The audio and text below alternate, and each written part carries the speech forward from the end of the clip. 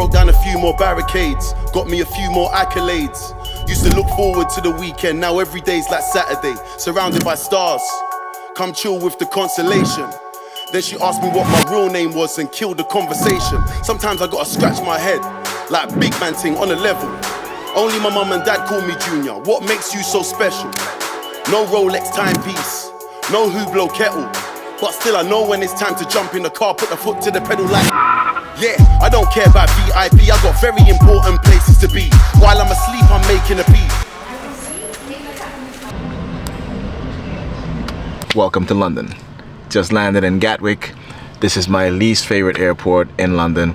I prefer Heathrow. Heathrow's much closer to the action. So Oscar, why do we come to Gatwick?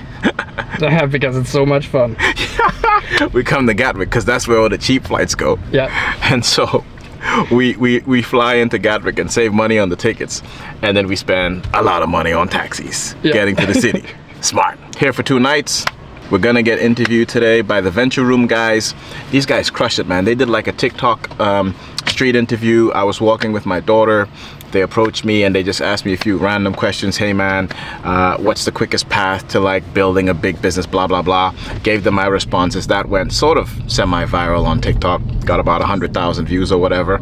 So they reached out and they were like, hey, can we do another segment? Can we actually like sit down and shoot something? Talk to you about doing LBOs, leverage buyouts. So that's gonna be cool. Gonna hang with them for about 3 hours. Oscar and I, we sort of got a super sick pad. It's a content pad. Yeah. A rental, of course. Before that, the main reason I'm here, frankly, I've got an investor meeting. We're gonna go have a face-to-face grill down. Me and Paul, we're gonna get scrubbed down. Might as well not even take a bath today, because them guys, they gonna get to the bottom of everything. So we're gonna have closed door negotiations, me trying to wrangle some capital, and then let's see how that goes. I'll give you the debrief.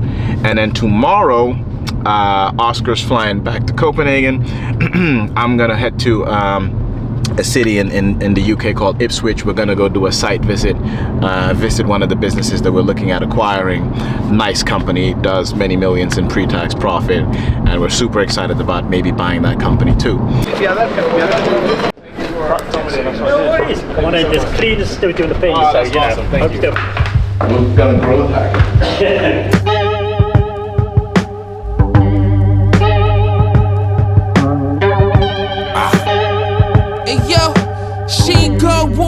In the summer, doing my numbers, pen jumping. There you go, I've got 2 sets of keys. I don't know how she was talking about how to find deals. Cool. Then next bit is debt. debt. We can do that here. Cool. Cool. Testing. You got me. Mic'd up. Mic check. 1, 2. Let's go. Cool. So my name is Yusufa. I'm originally from West Africa, the Gambia. Born and raised there. Spent 4 years in America. Lived in the East Coast, Washington, Maryland. I then moved to London, lived here for 5 years, went to university in Greenwich. I'm an entrepreneur. I've been building businesses since 2010.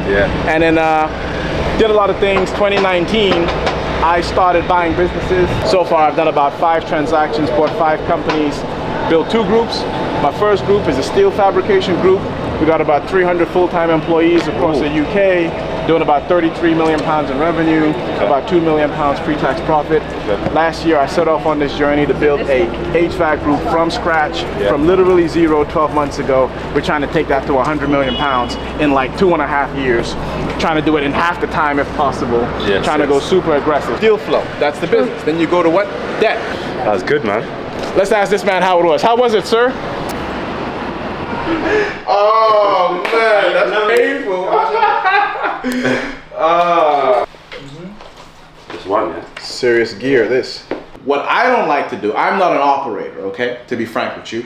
I couldn't operate a steel factory if my life depended on it. You know, we got 5 of those. You know what I'm saying? So we got a team of 300 people that are more capable than me at operating those businesses, okay? I couldn't operate an HVAC group if my life depended on it. I'm trying to go from 0 to 100 million pound HVAC group within 2 years. So let me jump in there. So guys, this is a really good gem, right? Yeah. So Yusufa is leveraging other people's time and expertise to then build a massive company. So you don't have to be the person yourself, right? It's connecting the dots together. That's it, it's teamwork. The thing is, that is just epic. Family home. This is more like epic. penthouse.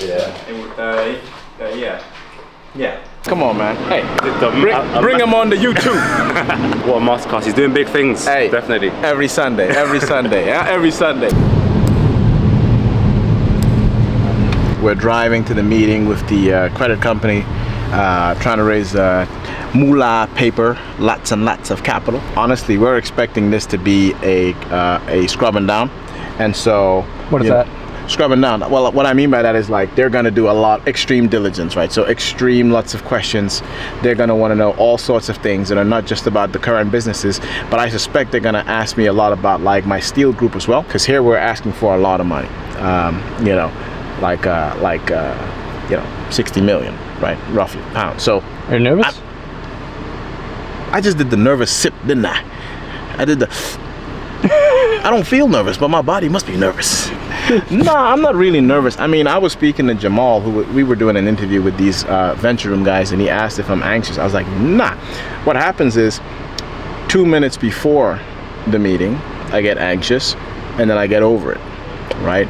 So it's gonna happen. So no need being anxious for 2 days. No. That's miserable. Yeah. So I'll be anxious for 2 minutes right before we start, and then get over it. No big deal. Let's go get it. Hey, Oscar, you asked me if I was anxious. I said 2 minutes before.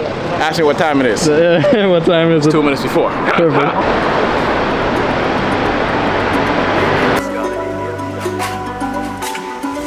Done it again, 10:30, just made me a 10, they ain't got out of bed. Hunting there, but I ran out of lead. One cool mate, broski, blam at your head. We're the ones putting on West, not them. They got more money than sense.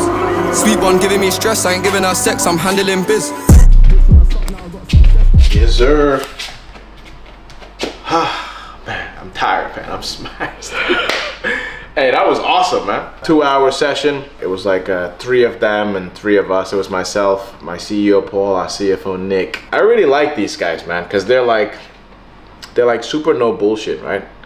And they cut straight to the chase and they ask the tough questions. Like, let's just say that guy has no filter. Like, he's not thinking, hey, am I offending anyone? Okay. Because he might offend somebody. but I actually like that, because then you know, like, okay, we've said the thing.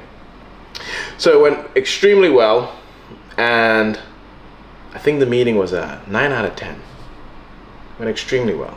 And for obvious reasons, I can't reveal the firm we're speaking with, but I can say it's a, you know, multi tens of billion dollar firm. Basically, there's like 3 things that they need to understand before we unlock capital.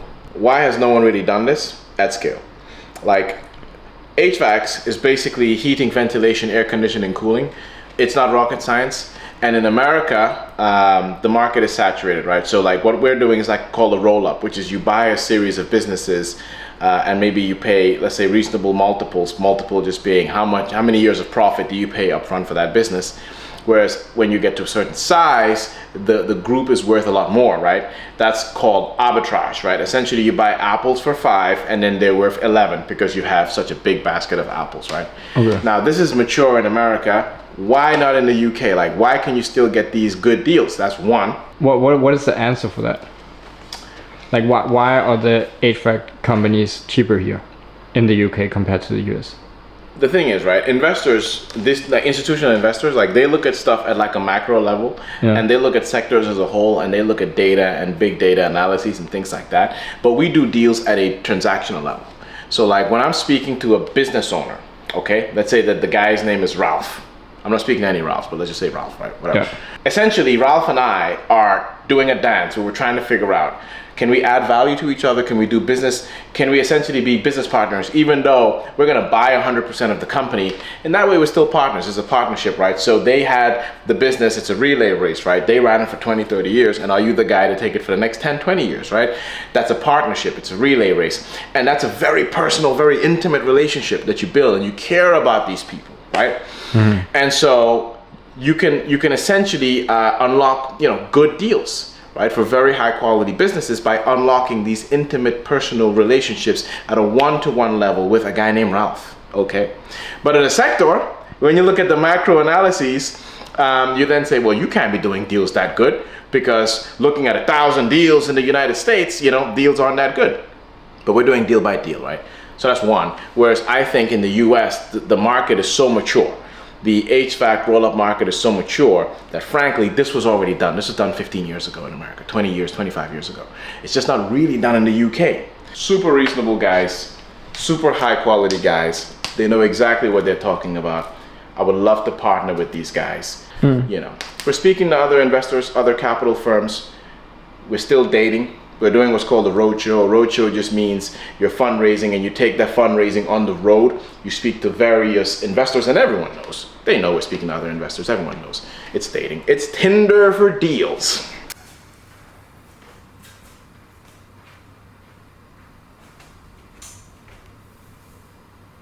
(9:14 p.m. in London).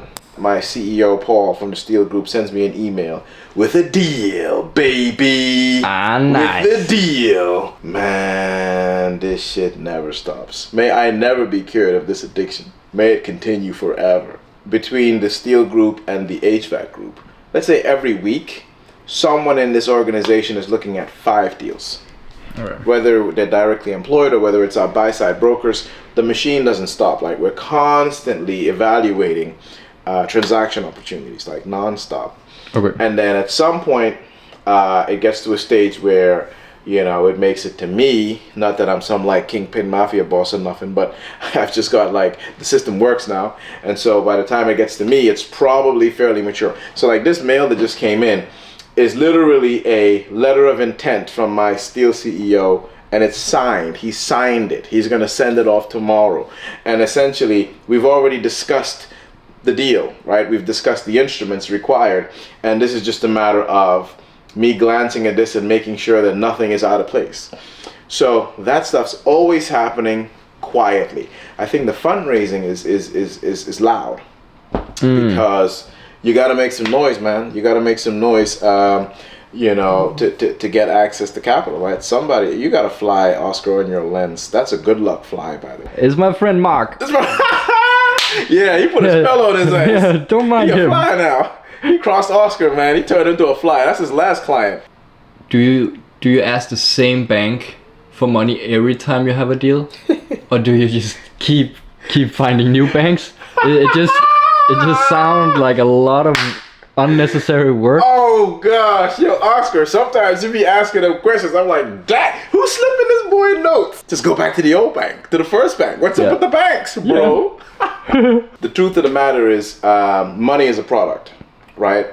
And so in the same way, when you buy a suit, you might buy one from Armani, you might buy another one from Dolce & Gabbana, or you might buy one from H&M. And you want a new suit, maybe there's like new denim, whatever, right? You go shopping for suits, right? Similarly with purses, bags, whatever it happens to be. That's the same with banks, okay? Banks are businesses, their product is money.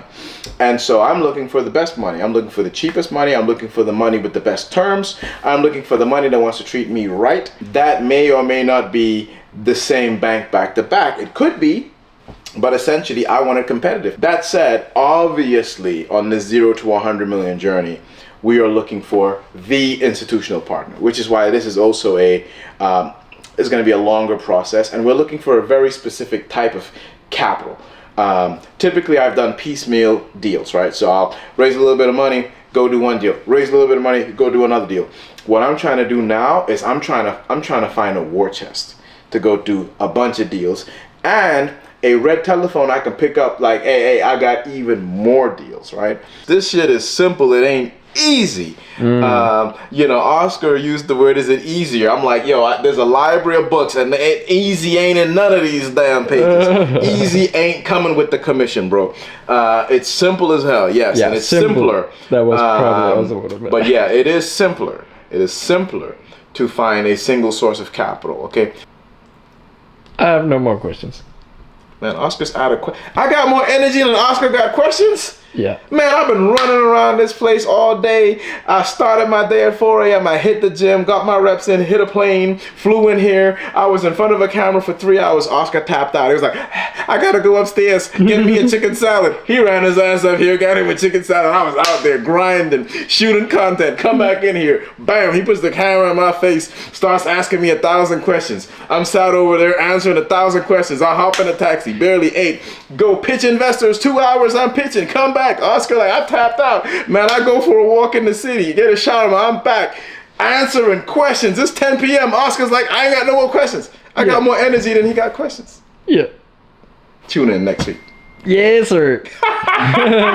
Yes, sir. That was my buddy. last energy. Yeah, buddy. Yeah. Hey.